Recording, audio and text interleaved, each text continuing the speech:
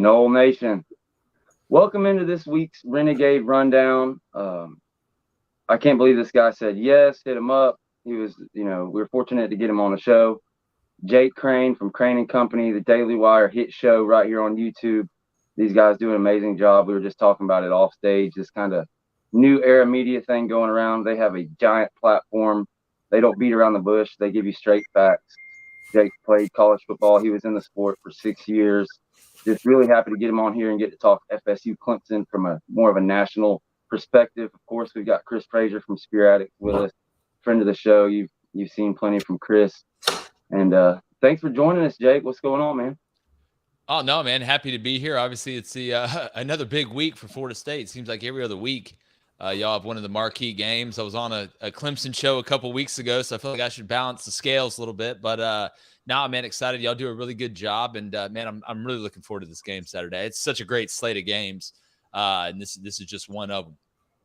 Man, it kind of started off slow. We had the big week one game to come out the gates, and then, week 2 and 3 is a little bit slower. But this thing is nuts. This is one of the best slates we've had in a long, long time.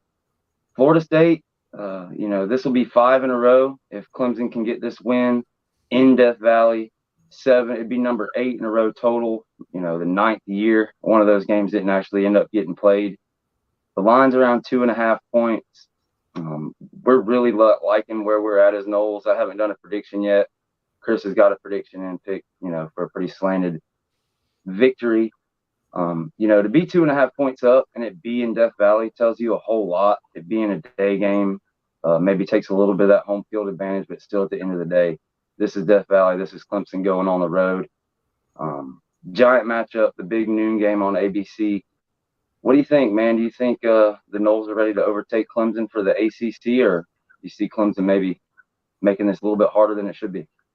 Well, we have our picks. We got David Pollock as our guest picker, our game day picker coming out Saturday, and got a pretty good idea of where I'm leaning on it right now. But when I look at this game, it's there's a couple things going into it, and I know Florida State fans understand this. I mean, you have a wounded animal in Clemson right now that's backed into a corner. Not only that you lost the first game of the year, talking about Clemson, but it's a conference game. You lose 2 games now, and you look around the rest of the conference. I mean, it's a problem to try and make the ACC championship game now. Like, there's no guarantees with what we've seen from North Carolina and some of these other teams. You go down 2 games, and you have 2 losing tiebreakers to 2 teams that may be able to be there in the end. You may be on the outside looking in. I do think playing earlier is obviously an advantage. It's something we talked about for the Auburn A&M game. Any game that's at 11 o'clock, the earlier you can play, the less liquefied, what I like to say, the crowd is. That's always an advantage when you get to eat a pregame meal that's bacon and eggs. You eat breakfast for pregame meal as opposed to, pasta and chicken and all that stuff, getting ready for a night game. But matchup-wise, it's no secret. Florida State, from a skill position standpoint, to me, that's the biggest advantage they have in this game. Not that they're not good up front, but I think Clemson has a better chance to put up a fight up front than they do on the outside when you look at, especially Florida State's offense compared to what Clemson's offense has out wide. It's been one of the biggest problems for Clemson. I don't see the T. Higgins out there. I don't see the Nuke Hopkins out there. I don't see the Justin Rosses or any of the guys that kind of elevated Clemson to this new level. And if you can't create separation against guys at Charleston Southern, best of luck against the Avengers that Florida State's got running around on that defense. So I think it's going to be a tight game. It's one that Clemson has to have. I mean, they're going to play their guts out. It's at home. Dabo's pissed. People are questioning his methodology, and I don't put a lot of stock into last week, what happened against Boston College. Historically, Boston College has played really well in that red bandana game. That was a Super Bowl for them. Castellanos, I think, is an underrated player, has really come on for them since he was named the starter. But Florida State's going to be ready. They'll be ready, and it's a matchup, like I said, man, I'm excited to see it. Things going to be awfully physical. Yeah, there's no doubt. There's a big difference in that 11 o'clock kickoff in Boston and, right, being down here at Clemson and avoiding that nighttime atmosphere. And, yeah, Castellanos, the athlete that he was, I don't know if Florida State was quite ready for it. I know that we recruited him as an athlete. Kind of all the top programs around the nation that were recruiting him as an athlete. So it makes sense, for him to end up at Boston College as a quarterback and just come out and, put that kind of performance on against Florida State. it just makes sense. It seems like that happens to us every year. And like you said, man, Clemson, like a wounded animal. I mean, they've struggled. But another thing we've seen over the years, even last year, they were really struggling, and it seemed like all of a sudden FSU gets in there, and Clemson has their get right game, if you will, and then they go on to win the SEC. So hopefully, that we can win them matchups. Like you said, it's going to be real big for them to get Keon Coleman and Johnny Wilson and make those catches, not have the little mistakes, in situational football, et cetera, stuff like that. But one big thing that people have talked about, they really think Nate Wiggins is going to be able to, the Clemson people think he's going to be able to lock down Coleman or Wilson or whoever's on his side of the field. And I don't doubt, he's going to win his share of plays. But, one thing that they haven't talked about is they're going to lock these guys up in man coverage, and that means they're going to have their back to Jordan Travis. Mm-hmm. So I'm not sure what their plan is going to be, and I've heard a lot about man coverage, and I just don't see that necessarily being the answer against what we have. Well, that's what makes Florida State dangerous. You don't just have one of them. As a defensive guy, you can't double everybody. You can't do it in basketball. You can't do it in football. And when I look, you shut one of them down. You look at the giraffe that is Johnny Wilson. You got Jaheim Bell there in the middle. But you brought up a great point with Jordan Travis. This is Jordan Travis 2.0 to me. Here's what makes him scarier this year than last year. Last year, he would scramble to run.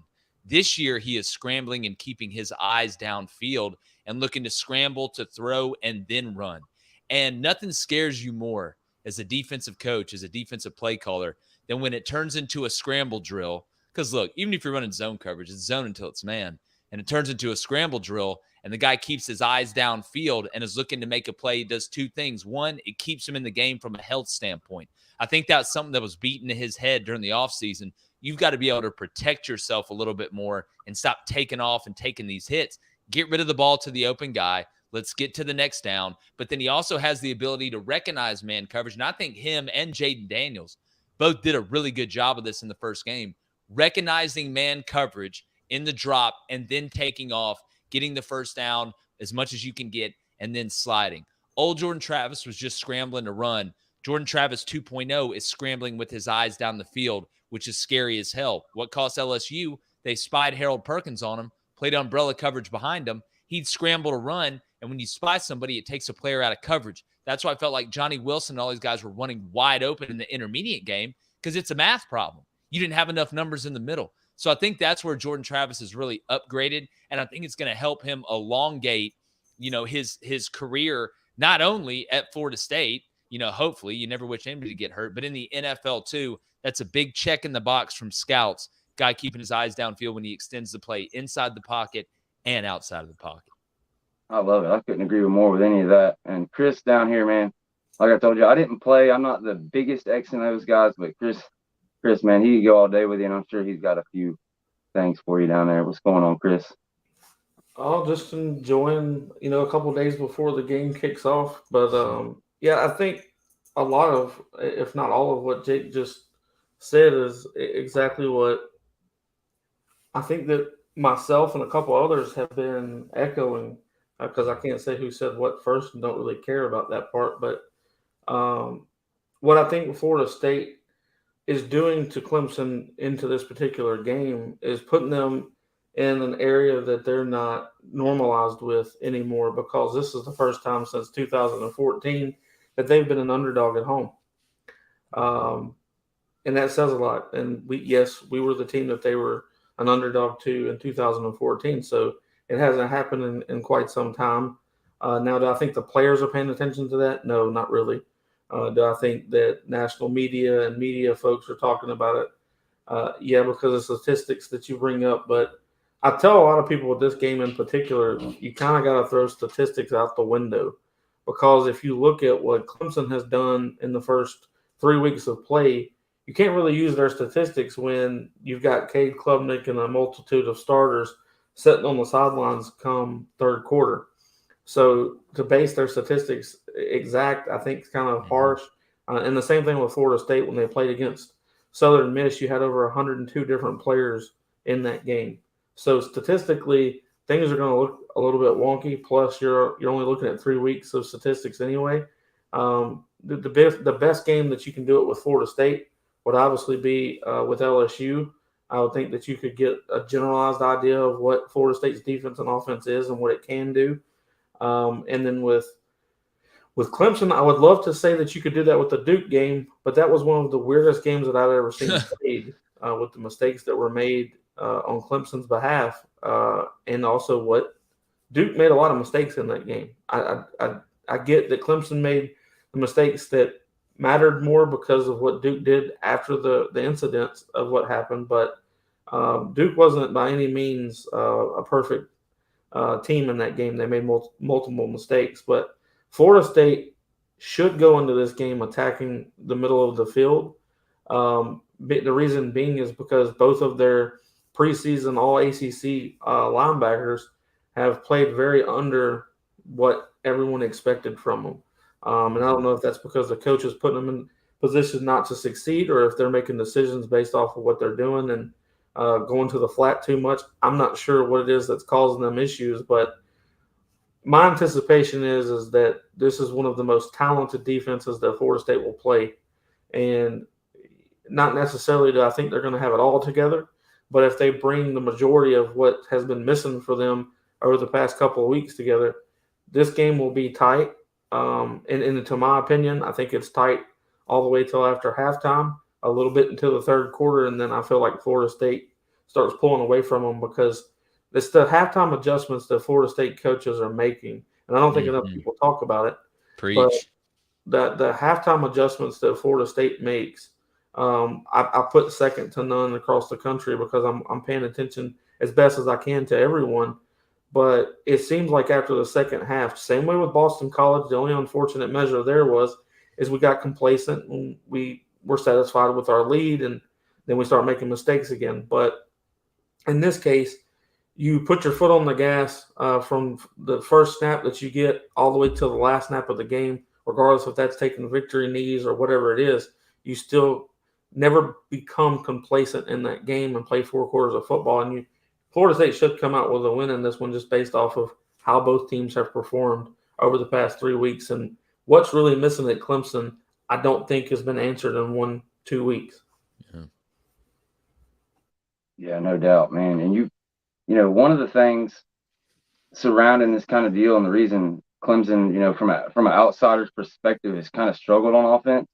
You talked about it. That was Clemson's MO. That kind of middle 8 of the game, last 4 minutes of the half, first, you know, drive of second half, first drive of the game. That used to be what they did. You know, that's kind of how they cleaned us up last year. In the middle of the game, they just kind of executed. But here, looking at this year, they bring in an offensive coordinator in Garrett Riley, who, you know, showed up at TCU and lights the world on fire the second half of the year once he gets his offense really going. And when he showed up at Clemson, you know, I'm wondering what you think about this, Jake. The first press conference after the tough game against Duke, Dabo goes out there and he says, well, you know, he came here to run the Clemson offense, you know, your quote unquote Clemson offense, not the Kevin Riley offense, not the air raid, you know, that he's famous for. Do you think Clemson, you know, kind of loosens the reins? Do you think that's been overblown? Do you think it is more Kevin, you know, or Garrett Riley's offense than it is the quote unquote Clemson offense? Or I'm seeing Garrett Riley's offense. That's what it looks like to me. The only difference is all the receivers at TCU are playing for the Chargers. Max Duggan's in the NFL, and Miller's running the ball as a rookie in the league, and they were pretty good on the offensive line. I mean, I think sometimes we forget players win games while coaches watch and talk about it.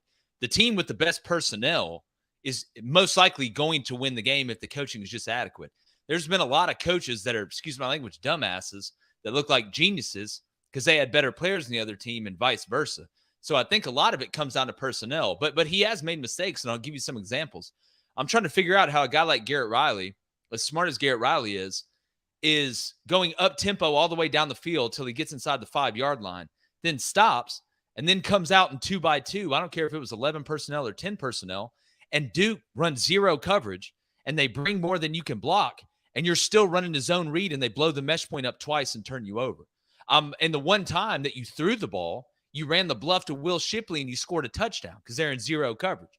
That's the part that shocked me. Now, I don't know if that's something to where Dabo's like run the ball down here or slow it down and run the ball, but I'm very, very surprised that Garrett Riley made those decisions multiple times in important places. So I think it's Garrett schematically. I'm basically seeing the same thing I'm seeing at TCU. They just don't have the cats that TCU had.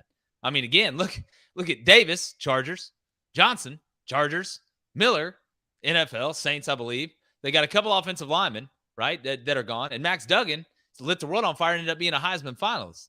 I mean, again, it's anybody can walk down the runway, but if you don't look like a supermodel, them clothes ain't going to look so good.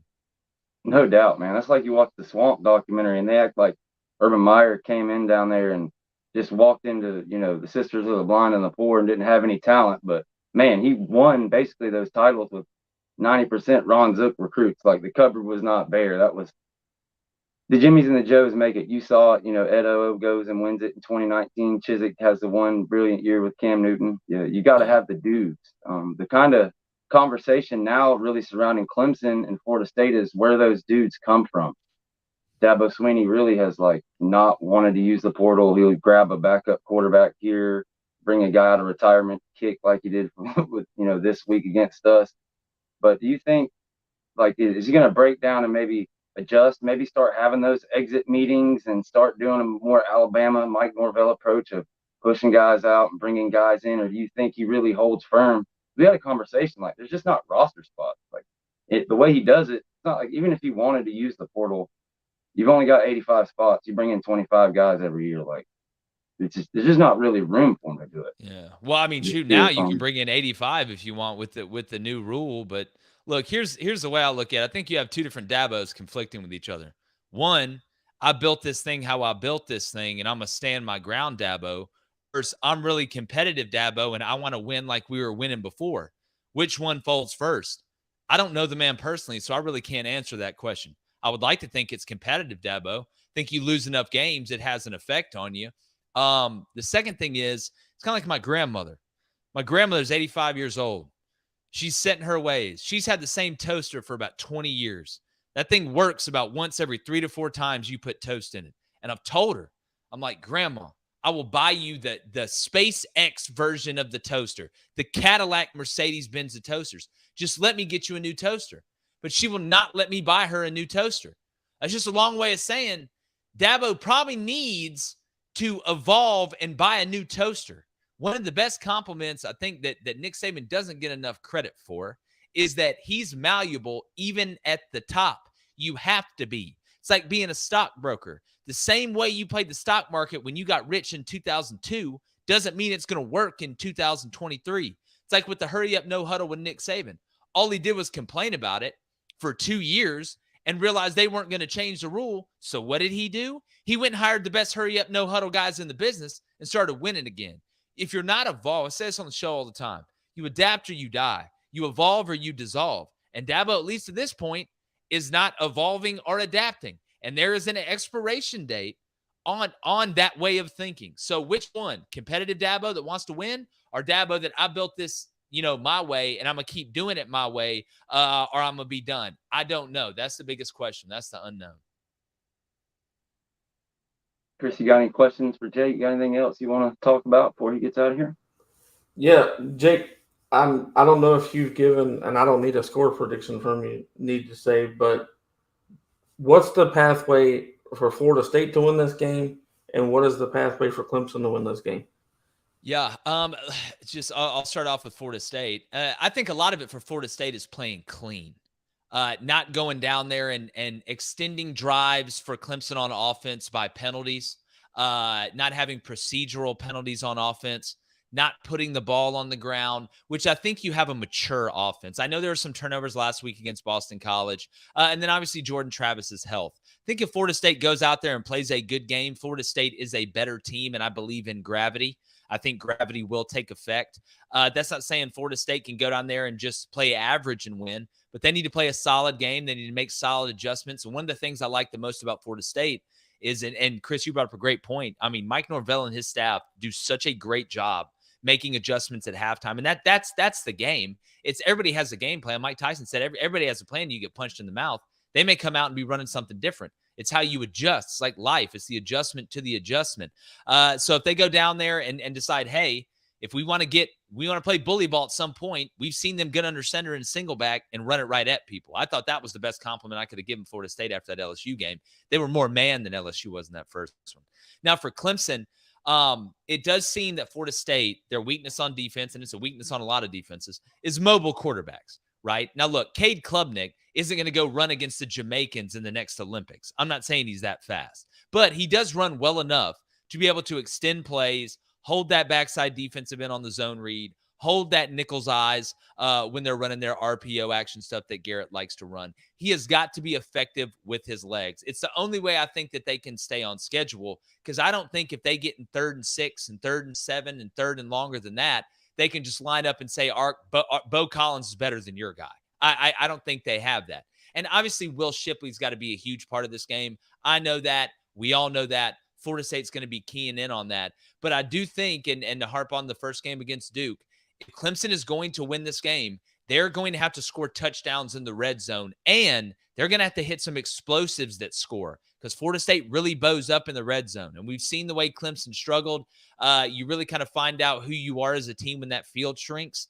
But they're going to have to hit some home runs from 40 yards out. They're going to have to take some shots to loosen those safeties up, which should help them in the run game. I expect trick plays. I expect reverses on special teams. I think Clemson's going to empty the bag. But Cade Klubnik's legs, plus their effectiveness in the red zone and hitting a few explosives to steal some points, I think Clemson's got to catch a few breaks to win this one, to be honest with you. Yeah, I couldn't agree more. Y'all brought up some great points, and not to bring it back to Boston College, and that's another reason that I don't, put any, stock into what we saw. Well, some, there's issues, but too much stock into the team we saw last week. Because if there's one thing Norvell does, as well as those adjustments in game, is showing up for the big game. Even going back to 21 against Notre Dame, you take that team to overtime. They've been known to come out and look deflated and not ready to play against lesser opponents, but they've never had a problem under him getting up for these giant games like this one. Yeah. And this one is definitely giant. I mean, go back and look at any team that's ever won a championship. There's always those 1 or 2 games where you just got to survive. I mean, hell, I'm an Auburn fan. I remember during 2010, we won a national championship, had to kick a game-winning field goal against Kentucky. Like, there's some that you just got to survive.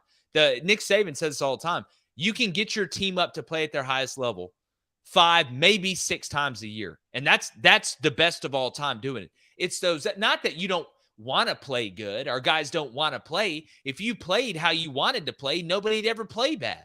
But it's just going out there and getting 11 guys to execute at the same time and play at the highest level of efficiency from a mental, physical, and fundamental standpoint. That's hard to do with 5 guys in basketball, let alone 11 guys on a football field. So some games you just got to survive, and you're Florida State. You're a big deal when you play other teams. You're one of the games that they get up for the most to play. So that's the one, you want to have the target on your back.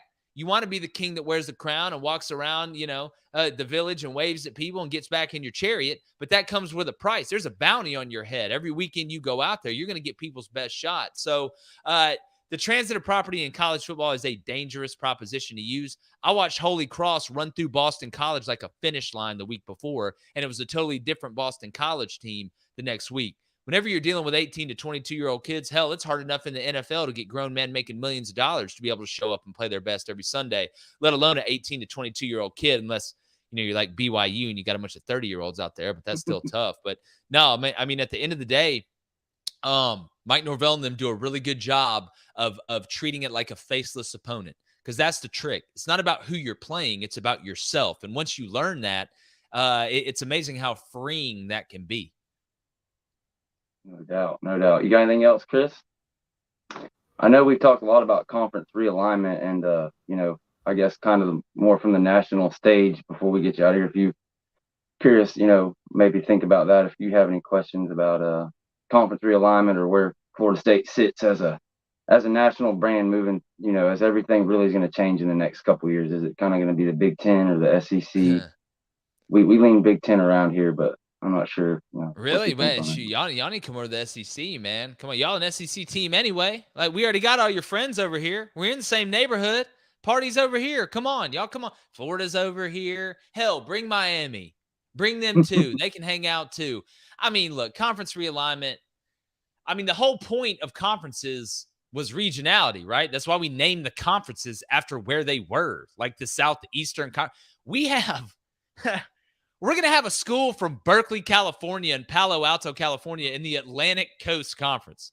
Like, that makes absolutely – I thought Auburn being in the SEC West and Missouri being in the SEC East made no sense. It don't matter anymore. Like, it's – and that's the saddest part is that you do lose that regionality. But I think we're headed for a Power 4. That's what I think we're headed for. And then it's probably going to end up being a Power 2. And one of them's going to be called ESPN. And the other one's going to be called Fox. And then they're going to play each other and then fight the Klingons for interstellar domination. That's where I think we're going. And look, now Pac-12 is like one of the best conferences Yeah, what's out there. that? Like, yeah, what's the like Pac-12? we got all these teams over here in California, all in this area. It's almost like we could come up with a conference. You could call it, whatever. No, what's going to happen? You want to know what's going to happen? You want to know what's going to happen? It's going to go to 2, and then like 20 years from now, everybody's going to be like, you know what? We ought to separate them by region. We ought to have conferences by. How about we take all the teams on the West Coast and we pack them together? We get 12. You know what we call it the Pac-12. How about that? That's what's going on. It's all cyclical. It's the same reason people are going to be everybody's going to be running the triple option 30 years from now and thinking that's the coolest, sexiest thing of all time. We're already doing it with the RPOs. That's all it is triple option from the shotgun, and now you can throw it. Like, it's all cyclical, man. I mean, it's about money. Conferences are now a way to funnel money through these media rights companies. That's all it is now. So, I mean, look, we'll end up getting to 2. It'll be a 24-team play. It's just, I will say the product on the field's as good as it's ever been, though. And at the end of the day, that's the main thing. Yeah, no doubt. The parity and the one-time transfer rule, and like you said, it's all about money. That's like that clock rule, man. They wanted to keep the games 3.5 hours long and keep the same amount of commercials with the offensive football we can play today. It's like so transparent, and they hide it behind all this safety and this and that. You guys just wanted to, because it got to where we were missing plays for commercials the past couple of years. I'm sure you noticed that. You'd come back and it's like the middle of the drive, because they couldn't fit the commercials in. So, hey, well, David Cohn, our co-host, has the best term for it. He calls it the potato chip bag theory. Because if you notice, every year potato chip bags stay the same size, but they put less and less chips in them. And that's what's happening. That's like exactly 100% what is happening. I mean, even Chip Kelly was like, "Hey, hope y'all making y'all's money." Like, after the game, he's like, "This game went by in 30 minutes." Like, they hide it under the guise of player safety too. It's like with targeting. So if y'all really care about player safety, why don't you ever call it on the offense when they duck their head? Why don't you ever call it then? I've never seen. How many times have you seen it called in the offense? Like, what? That somehow is like not scientifically as dangerous. Like when that happens, it just blows my mind. There's no doubt, man. I know you're up against a hard wall. You can't stay on for the whole time. Chris, did you have any final questions or anything like that? Just one, it's not exactly a reference to Florida State and Clemson, but in this short period of what we've got to see with college football, do the AP polls have it right in the most part in your eyes? There wasn't a ton of movement like it.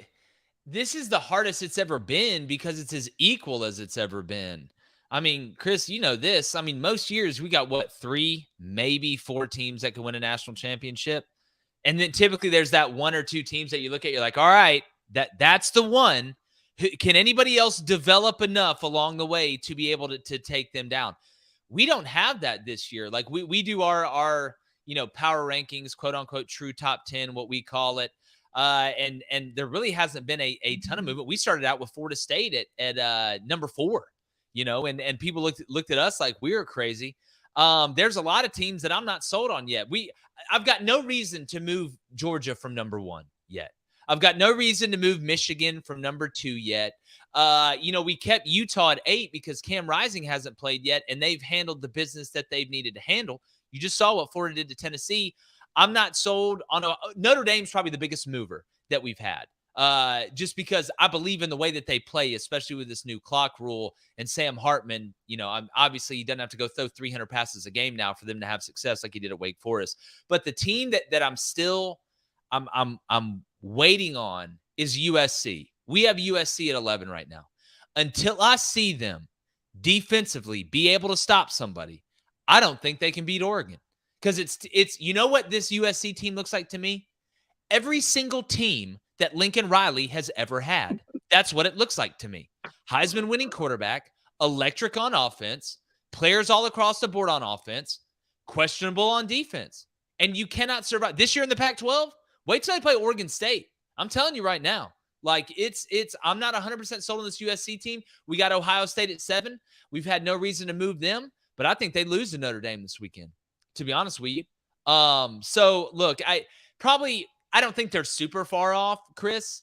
I think that Colorado's a little high still, but I get why they did it. I mean, that's about money too, make no mistake. I'm just glad that those polls have no bearing now on who goes to the playoff. That's where, and it's a little personal for me because in 2004 it cost Auburn a shot, edit. So I'm glad now that that's taken away. But I would say for the most part, I mean, hell, it's who knows right now, right? I mean, who really knows? Yeah, what a crime. That was a heck of a crime that year. Was Jimbo Fisher on that staff? No, he was at LSU at that time. Yeah, no, that was USC. Played peg leg Jason White. Was out there like Booby Miles operating on one leg, man. Unbelievable, dog. But anyway, I'm gonna get pissed off. The SEC goes on a 20-year run of national championships every other year. Come here, crack the code. Well, how happy are y'all at Auburn? Because I personally thought it was the hire of the year. With Hugh Freeze. What was your exact thoughts on that one? Oh man, I've known Coach Freeze for a long time. I was really hoping he would get it. Hell, I was trying to get him help get him the Nebraska job before the Auburn one popped open. I think he's one of the few that can actually get it done. I think people sometimes forget. Auburn's two biggest rivals are Alabama and Georgia. I mean, damn, come on, like it doesn't get any worse than that. And you got to play LSU every year, so. I think Hugh can do it. I think you already look at what he's doing in recruiting right now. I mean, he flipped a Bama player and a Georgia player. It's going to be a tough task this year in year one. But over the long term, I think they made the right hire, and I'm really excited about it. I'm happy for Hugh and Auburn. They're aligned for the first time in a long time, and that's what we had to have when you're having to fight Optimus Prime and Godzilla, to the left and right. You need your own robot with a flaming sword. No doubt. Glad we finally have some of those flaming swords and all that stuff at Florida State. It comes. Yeah, y'all got some flaming swords, all right. Y'all got Sauron's army out there running around right now. Gotta love it. Well, man, I know you got your football game to go check out and hit that over. I'm not trying to run you off, but I know you've already stayed over. We sure appreciate it. Definitely, man. You guys do a great job. Anytime you need me, just holler at me. And yeah, on YouTube, it's Crain & Company, Crain & Company. Come check us out. Absolutely. You heard the man. Crain & Company right here on YouTube. Y'all go subscribe. Man, that was some fun, Chris. Thanks for joining us, man. Helping us keep that thing rolling. I'm excited to get this thing going. I cannot wait, man. We've been talking about it. We were all hoping for 3-1, or I'm not sure about not putting words in your mouth, but that was kind of my thing. If we could just make it through September, 3-1, and here we are with a chance to go 4-0, man. Ready to get this thing kicked off. I mean, so it's known. I had Florida State losing one game this year, going 11-1. And this is preseason back March. And me thinking that Clemson was going to be more of the Clemson that we're used to seeing over the past decade, not even the one we saw the past 2 years, but the one we saw in those national title runs and stuff like that. I thought we would see more of that from Clemson than what we have. So in March, anticipating that Clemson was going to be a powerhouse again, that was the game that I anticipated in the regular season that we would lose, it being in Death Valley, them having the run that they've had at home. That was the anticipation for me. So in the very beginning of all of this, I had Florida State potentially losing this game. But after seeing what real product they've put out on the field and seeing what Florida State's put out on the field, when we see just how good they are in a half of football, there's no way that I can pick Clemson to win this game when Florida State shows every reason why you should believe in them, and Clemson's got more question marks than answers. I just can't. I can't see us losing this one. So it may be that year. It may be that possibility of going 12-0. As long as everybody stays healthy and most importantly, Jordan, which I still believe if Tate needs to come in and clean up, he can. But I wasn't planning on a 12-0 year. My best guess was 11-1. So I have no problem with being proven wrong with that. Yeah, man, it's crazy how it works. I'm right there with you. I had us right there at, best case 12-0, worst case kind of like 9-3, 10-2, 10-2 with my prediction. Same thing, 11-1. I thought we were going to lose one of those two games. I don't know if I made it public which one, whether it was going to be LSU or Clemson, but I just felt like split that one, and you're going to have no problem. You're going to blow Duke off the field. You got Virginia Tech. No, it's going to be easy. And then you get to the season, like you said, and all of a sudden, okay, well, you're wanting to mark down Clemson for a win, but I don't know. Playing Duke's going to be tough. All of a sudden that Miami team you destroyed 45-3 last year, looking like that might be back to a legitimate, Miami Florida State rivalry game, closer to what we had, the majority of the time throughout the year. So, yeah, now it's crazy because I see people like more negative people who had us losing. Like, there's people that had us going 2-2 going into the year. Now here we are 3-1. They're acting like Clemson is a win it, make it or break it game. I'm like, you had us going 2-2. How is it now a make it or break it? People are, the hype, it's national championship or bust. I'm like, cool it off, cool your jets. We're doing just fine, and the momentum is, it's on par. I would hate to drop Clemson. If we do drop Clemson, we're gonna have to listen to all the BS for a few weeks. But at the end of the day, even if you were to drop it, you handle business for the rest of the year. You're right there in the ACC championship with everything ahead of you. I mean, honestly, with them dropping that game to Duke, I mean, it basically, I guess, would put us tied. It would put Duke in the lead. So, bam, you handle Duke and you got a 3-way tie. So, yeah, there's all kind of different things that could happen. But I haven't made a prediction yet. I'm gonna go ahead and make my prediction. I'm thinking. I've been back and forth on this, back and forth. I was at 34-17 for a while. I'm thinking something around, it's kind of a weird score, but I'm going to say 37-21 Florida State. Similar, maybe even being down 3 points at half, come out third quarter, start getting things going, and just that depth take over in the fourth quarter. That's what I'm hoping to see. I want to see us being able to run the ball and assert ourselves dominantly in the last 10 minutes of that fourth quarter. That's been the difference the past 7 years, and that's what I want to see cleaned up. Are there any particular storylines around the team you want to talk about? I know you got a show coming up. I'm not trying to steal your riz or nothing, but well, I think if you look at it rationally, Florida State drops this game and somehow loses it. Their season, their ACC championship hopes, all of that's not gone. The problem with it is that's your only free ride. That's your only free ticket. Can Florida State afford to lose and still make it to the big game, still make it to the playoffs? Yes.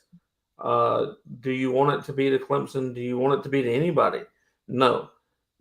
There's no question. The only problem that I have is the reason I say it's a must-win for Florida State is because Florida State's the better team. Florida State is the better product on the field.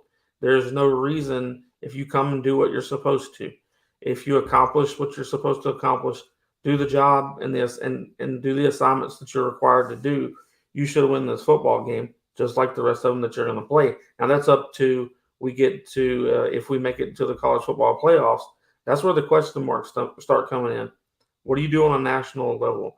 Because I personally think that LSU is still one of the top 5 to top 10 teams in the country based on the way that they just handled their first conference game against Mississippi State. I get people think Mississippi State's just garbage. That's still an SEC team. That's still a team that is very talented. They've got product. They're not garbage. For them to get blown out the way that they did against LSU, it just lets you know how much more LSU is evolved as far as a championship caliber team.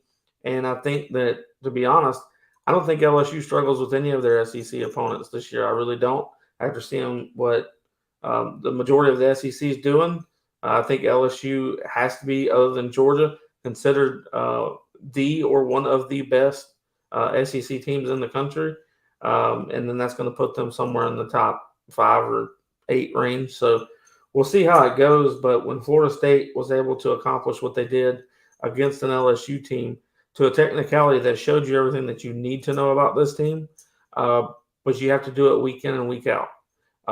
We were able to pull off a win against Boston College. It wasn't necessarily beautiful, but when you went up 31-10, we all thought it was going to be that gorgeous ending that we were anticipating. Now that it didn't happen, you're not going to see Florida State fall apart against Clemson. It's not going to happen. Yeah, man. LSU, what impressed me the most about that win over Mississippi State is not even so much that they destroyed him.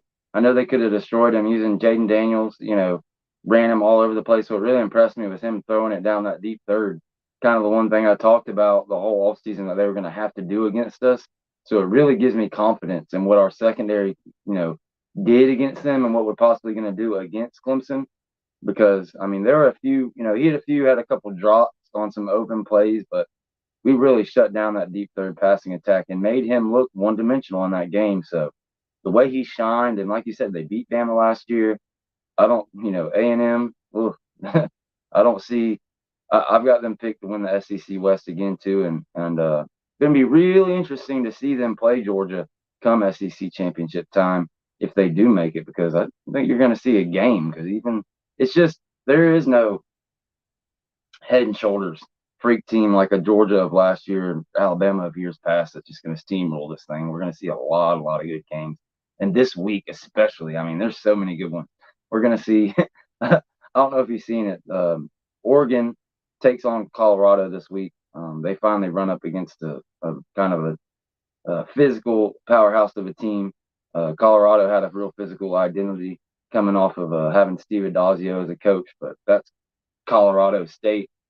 I thought it was pretty funny in the press conference. The same reporter, I think, that got him going about the Colorado State coach said, Dan Lanning has made some comments, kind of negative in the media throughout the year about maybe a little negative about Colorado football. Do you have anything to say about that? And I don't even know if Dion knows his name, but he was like, no. We love and respect that guy. I don't know if he just got through watching tape or what the case may be of Oregon, but there was definitely no making it personal. That's going to be a lot of respect. They're going to be real curious. If they can handle that, the physicality of Oregon, and they do get that win, that'll be nuts. We'll never hear the end of it. Well, what I'll say about the Oregon and Colorado game is I believe that Oregon's going to win the game. But the point spread at 21, I don't think that's going to happen. I think that game's going to be really close all the way up to the fourth quarter, and then Oregon just has more depth than Colorado does. While Colorado has shown, great play, and they've won games ultimately, you also have to look at the guys that they've had playing 100 and something snaps. And then that's uncalled for in a lot of ways. There's no way that the human body, especially in the game of football, is going to continue to go 100 and something snaps. Obviously, the gentleman that did that in Travis Hunter, he's now out for weeks because of a ruptured whatever happened. So the depth of Oregon, their 2s and 3s will pretty much put that game on ice, in my opinion, but we'll see. Would it be surprising to me if Colorado wins by 3? No. I think they could pull it off if necessary, but I just don't know how they're going to do that without one of their best offensive and defensive weapons. With Hunter being out, also, I'm not going to sit here and think that everyone on that team is not bruised and banged up when they've played as many snaps as they have. But as everyone should know, because I've put it out publicly on multiple shows, I've also put it out in multiple posts. But for the instance of this show, my score prediction for Florida State versus Clemson is 45-17. And I'm not trolling. It's not a disrespect to Clemson. It's just I expect a really close defensive game in the first half, and then Florida State's coaching staff to adjust and find the holes in that defense, and that then ends up allowing us to make a run in the second half. And while the score will show 45-17, You look at the first half of the game versus the second half of the game, the same way with LSU.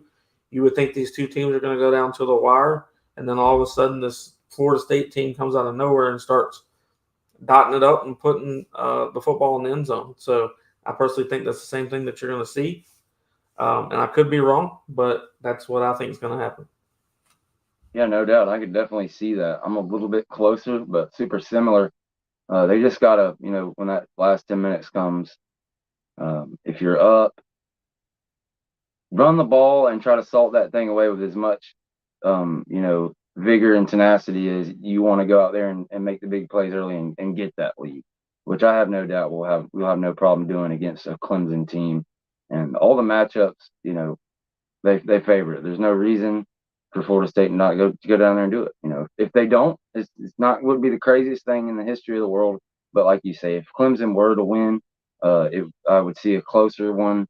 But if anybody's going to blow anybody out, definitely Florida State. And you get this win. It's such a shame they're not ranked. If you'd have told me before the season they wouldn't even be in the top 20 or top, even the top 25, it's like, I'd tell you were nuts. But here we go. Where do you think we should retake that third spot? Where do you think we get in the polls if we can really come out and your prediction comes true, say, and we go out and put up 45 and blow them out? You think we make a run towards that number one spot or jump a spot or two or what? So to me, I don't have any faith in the AP polls personally, and that's based a lot off of who's in the top 25, who was and who isn't anymore. I personally don't believe that Clemson should be completely out of the top 25 for a loss to Duke, when I think Duke should have been ranked, or they were ranked, should have been ranked anyway, much higher than what they were. And you see a team like Tennessee go play an unranked Florida and completely get just hammered out. I don't trust AP polls for that reason. There's multiple other reasons, but I'm using teams that I have exact following of, that I'm paying a lot of attention to, because my anticipation, obviously Tennessee was going to play Florida. I'm a Florida State fan, so obviously I'm rooting for who to win, Tennessee. Problem was, I saw it before it ever happened. I picked Florida to win that game. I didn't expect them to blow them out, but I did expect Florida to win that football game, because Tennessee had not shown, kind of the same way with Clemson, they just haven't shown what they were supposed to be. The product that they are versus the product the paper states right now is just two different things. So I don't think that you can read too much into the polls. But with that being said, if Florida State goes out and does put up 45 points on Clemson and holds them to anything under 30, I think you jump back to that third spot. But more importantly, if Florida State continues to hold the undefeated season going, and Georgia does as well, I don't see Georgia falling out of number one. But I think Florida State stays at that number 3 spot because of what money at the end it would be. So let's say Michigan stays at number 2, Florida State stays at number 3, Georgia's number 1, and let's just for grins, let's say USC makes it some possible way at number 4. Well, then you're going to have Georgia versus USC, because 1 and 4 play each other. Then Michigan and Florida State, that rematch of 2016 where Dalvin Cook really put it on Michigan. I think that's how it would pan out based off of money, also based off of if Michigan does not lose a game and they end up being Big Ten champions, they're going to keep them at number 2 no matter what. And if Georgia, even if they have an ugly game, I still don't believe that they dropped them out of the number 1 spot. So it's really what Florida State's going to do to either be 3 or 4. And I think personally that there's not a third team out there better than Florida State, and that will be proven after these weeks of football happen. So in the first college football playoff poll, I think that you're going to see Florida State at the number 3 spot, and that's where they stick as long as they keep winning. Yep, and that's what it's all about, man. This is the last year of the 4-team playoff. You just got to be in it to win it, and that would be fun to go in at number 3 and take on Georgia right out the gate. That would be one hell of a matchup. You want to talk about some eyeballs. there'd probably be 15, 20 million watching that one, man. Wow, that would be fun. Well, what the anticipation would be is that Georgia being number one, they're going to play the fourth ranked team, which I expect to be a USC, a LSU, or somebody like that. Michigan to play Florida State. And yes, if you're to ask me, can Florida State beat Michigan? I fully believe we would beat Michigan today or tomorrow. Florida State beats Michigan. Georgia beats the fourth ranked team. You're talking about probably one of the most watched national championship games if it ends up being Georgia, Florida State. And I know we're talking way ahead of time, and that this is completely, out of realm, and we would need to probably wait a couple of weeks before we get this anxious. But that's just how I see it right now. I don't see 3 or so teams better than this Florida State team, and it's not because I'm a homer. It's just the facts. You tell me what other 3 teams. Maybe Washington ends up being number 4. Just depends on how they handle their business.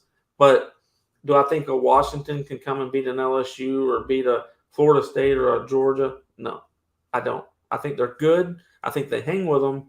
But ultimately, I think that those teams, even in Michigan's case, I think with running the ball, they control the time of possession, and they would end up winning that game. But we'll see how it goes. That's why it's exciting that we get to talk about it, because you get to look that far ahead.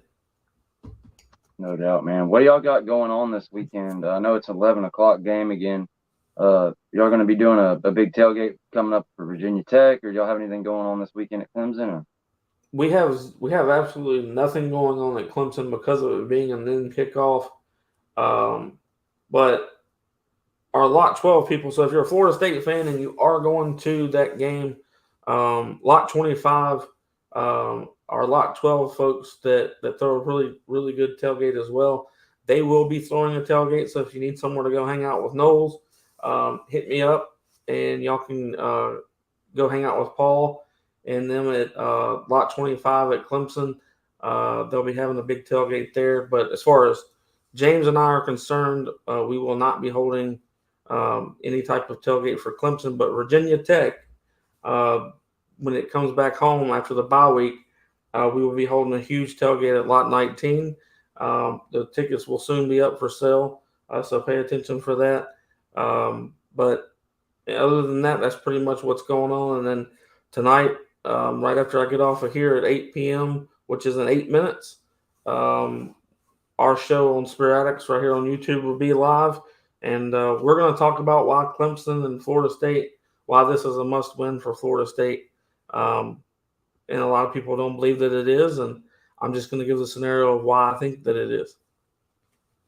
Yeah, y'all make sure we're about to wrap this thing up in a few minutes. Get over there to Spear Addicts channel right here on YouTube, and it's just that simple, at Spear Addicts. I know most of y'all are probably already subscribed. If you're not already a member, jump in, become a member. They have great conversations. I've been lucky enough to join them a couple times. So, yeah, y'all jump over there with Chris and James. There's nobody more knowledgeable when it comes to the Florida State beat than these 2 guys.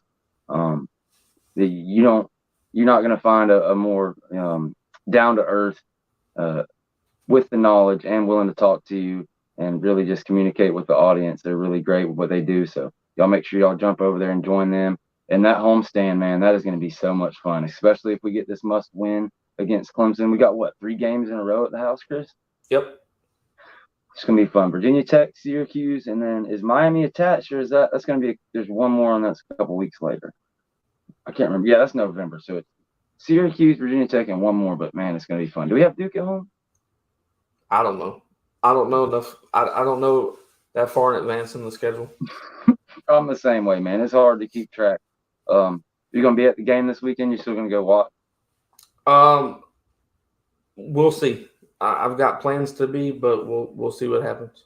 That's where I'm at, man. I mean, I didn't go to Boston, as you know, last week after making the first 2 weeks, and I was like, man, is it my fault? Do I need to just make sure I'm at Clemson no matter what? But, yeah, I'm not planning on making it. But next week at Virginia Tech, everybody make sure you make it to Lot 19. The whole gang will be there. I'm sure P-Dub, Snoop Menace will probably make their stroll through there along with tons of other Knoll legends and just great people, James Coleman and Chris. CJ Wilson with dope talk as well. I mean, nobody does a better job. We're going to go ahead and cut this thing off.